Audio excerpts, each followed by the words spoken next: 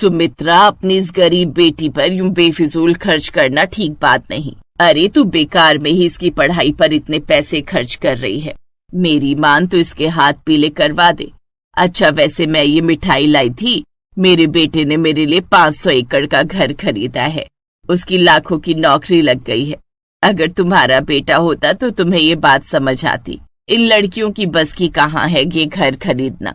खैर मैं चलती हूँ, और भी जगह मिठाई बांटनी है। सुमित्रा की गरीबी का मजाक उड़ाकर और उसे ताना देते हुए रमोला वहां से चली जाती है। काश मेरा भी बेटा होता तो मेरे लिए बड़ा सा घर खरीदता। सुमित्रा उदास होकर काम पर चली जाती है। शाम को सुमित्रा घर लौटती है तो उसकी बेटी सलोनी ने खाना बना दिया होता है। खाना खाकर वो दोनों सो जाती हैं, लेकिन अपनी माँ के सोने के बाद सलोनी उठ जाती है और पढ़ाई करने लगती है। मैं ये सरकारी नौकरी की तैयारी करके ही रहूंगी। अपनी माँ की मेहनत को मैं यूं जाया होते नहीं देख सकती। सलोनी आधी रात तक उधार लाई हुई किताब से पढ़ाई करती है। वो अपनी सहेलियों से उधार किताब मांग कर लाती और रात रात भर उनसे नोट्स बनाती। और जब कभी बिजली का बिल ना भरने की वजह से उनकी लाइट चली जाती तो वो मोमबत्ती की लाइट में बैठकर पढ़ती। ऐसे कुछ दिन बीत जाते हैं और जिस दिन वो सरकारी नौकरी का एग्जाम देने निकलती है तो रमोला का बेटा सूरज उस पर हंसने लगता है। अरे क्या फायदा ये सब बेकार की मेहनत करने का। वैसे तेरी माँ तेरी सरकारी नौकरी की कोचिंग के पीछे अपना सब कुछ बेच चुकी है, लेकिन तू पिछले 2 साल से सरकारी नौकरी की तैयारी कर रही है और हर बार उसमें फेल हो जाती है। मुझे देख कैसे बढ़िया सी कोचिंग ली और दूसरे अटेम्प्ट में ही मैंने क्लियर कर लिया था और सरकारी नौकरी लगते ही अपनी माँ को एक बड़ा सा बंगला गिफ्ट किया है। सलोनी बिना कुछ कहे वहां से चली जाती है और एक बार फिर पेपर देने जाती है और कुछ दिनों बाद उसका रिजल्ट होता है। हे भगवान, इस बार मेरा रिजल्ट अच्छा आ जाए। इस बार मैंने खूब मेहनत की है। सलोनी मंदिर जाकर भगवान की पूजा पाठ करके उन्हें प्रसाद चढ़ाती है और फिर अपना रिजल्ट लेने जाती है।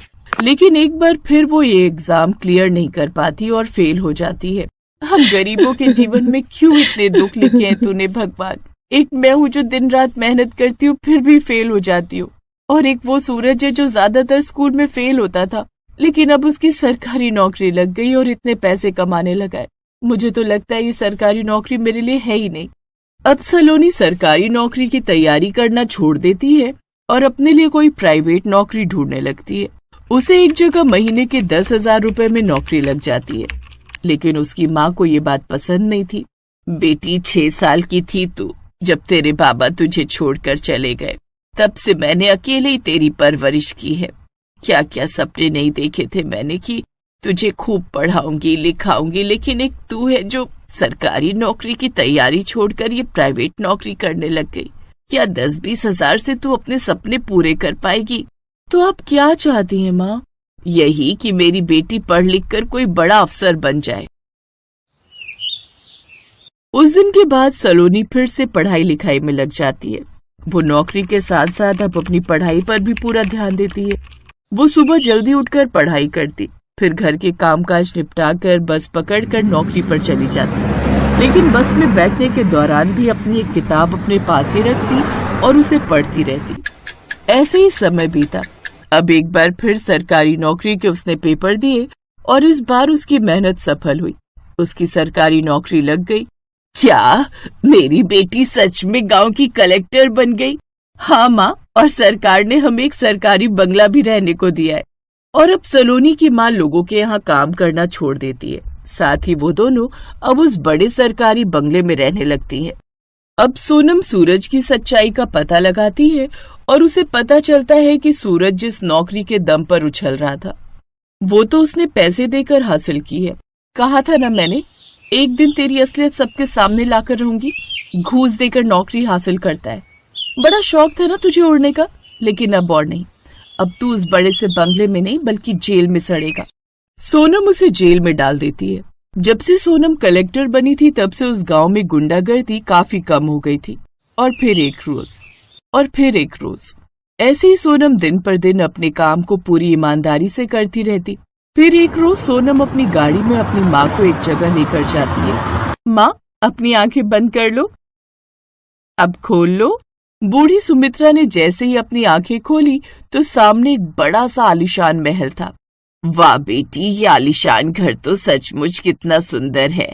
ये तो बिल्कुल आलीशान महल जैसा लग रहा है। ये तो किसी बहुत बड़े सेठ का लगता है, लेकिन तू मुझे यहाँ क्यों लाई है? माँ, अंदर चलो, फिर बताती हूँ। अरे लेकिन यूँ किसी के घर में बिना इजाजत के जाना ठीक नहीं। चलो माँ। सोनम अपनी माँ को अंदर लेकर जाती है, जो कि बहुत ही शानदार बड़ा सा महल जैसा घर था। बेटी, यहाँ तो कोई भी नहीं है। तभी सुमित्रा की नजर सामने लगी अपनी बहुत बड़ी फोटो पर जाती है। साथ ही उस घर को बहुत ही सुंदर तरीके से सजाया हुआ होता है। बेटी, ये माँ, ये इस घर की मालकिन है, इस आलीशान महल की मालकिन। आप जानना चाहती थी ना कि ये बंगला किसका है? ये आपका है, आपके लिए आपकी बेटी की तरफ से एक तोहफा। जन्मदिन बहुत बहुत मुबारक हो माँ। ये सब सुन सुमित्रा की आंखों में आंसू आ जाते हैं और वो अपनी बेटी को गले से लगा लेती है।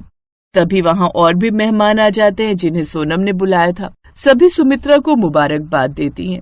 रमोला उससे माफी मांगते हुए कहती है, मैं गलत थी सुमित्रा। बेटियां तो बेटों से भी बढ़कर होती हैं।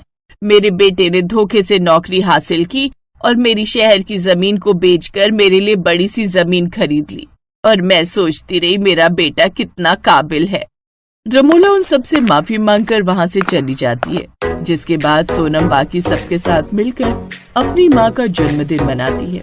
अब सुमित्रा और सोनम सरकारी बंगला छोड़कर उस बड़े से आलीशान बंगले में रहने लगती हैं। इस वीडियो को लाइक करें, हमारे चैनल को सब्सक्राइब करें, बेल आइकन जरूर प्रेस करें हमारी न्यू वीडियो सबसे पहले देखने के लिए।